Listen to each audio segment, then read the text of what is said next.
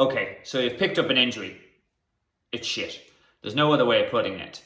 But how you manage this time is crucial for both your mental health and how quickly you can return back to training. So I'm going to talk through 6 key tips that you can do to get you through this. The first thing you need to do is get clarity on your diagnosis and what you're dealing with. This is not a time for doctor Googling or self-diagnosis or going on forums and asking people what their opinion is. You need to get a medical expertise to figure out what you're really dealing with. It might not be as bad as you think, it might be worse. But until you talk to an expert, a physio, a doctor, you don't know what you're dealing with. Get that right from the start. Okay, the second thing you need to do is evaluate the impact of the injury on your season's goals. It might be a case that it's a minor injury, you're out for a couple of days, or you can still do 1 or 2 of the other disciplines.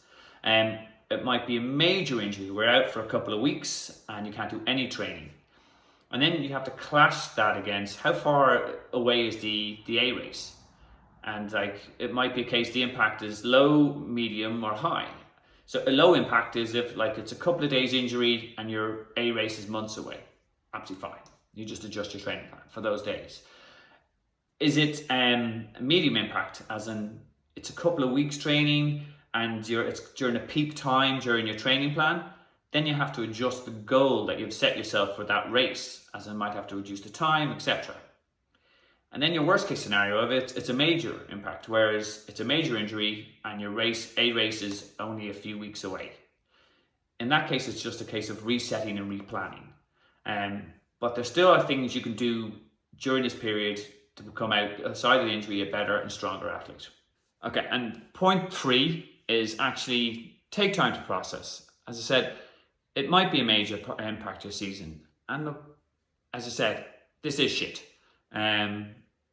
Do take some time to process it, think through, have a couple of beers, drown your sorrows. Don't go bananas on that. We'll talk about that in point 6. But do take some time to deal with what you're facing. But at the same time, don't turn it into a pity party. Give yourself a day or 2 and then we start working on getting better. Okay, so number 4 is work out a plan. This is the good thing about being involved in multisport. It's very rare you're going to get an injury that's that catastrophic that we can do none of the 3 disciplines. So it might be a case that you can still swim if you're nursing a hamstring injury or whatever the physio tells you. And again, this is where it's key. This has to be guided by your physio. This is not something you can second guess and figure it out, because what you'll do is you'll potentially make things worse or prolong your time injured. Sit down with them, ask the question, what can I do? How much can I do? When can I do it? And that will become your return to training protocol. And it will give you the structure that us triathletes crave. Point number 5, and this is key.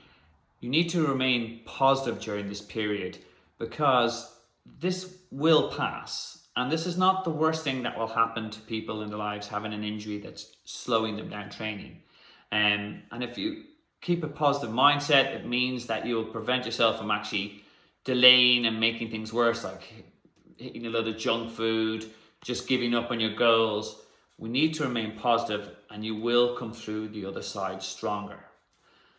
And speaking of being positive, now would be a good time to hit the like button if you're actually finding this useful, and also subscribe button if you want to hear about other things about how to use better injury prevention techniques, and also how to incorporate strength and conditioning into your training plan, again, to help injury prevention.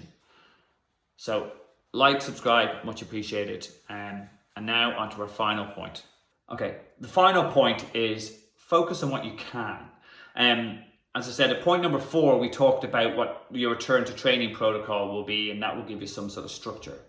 But what about the non-training aspects of your lifestyle that you could address during this downtime that will make you heal quicker and also become a better triathlete? Is it now a good time to look at your diet? How much was it keeping hydrated? Building in some stretching and Pilates as part of a routine, which will add to injury prevention, which is what we all want long term.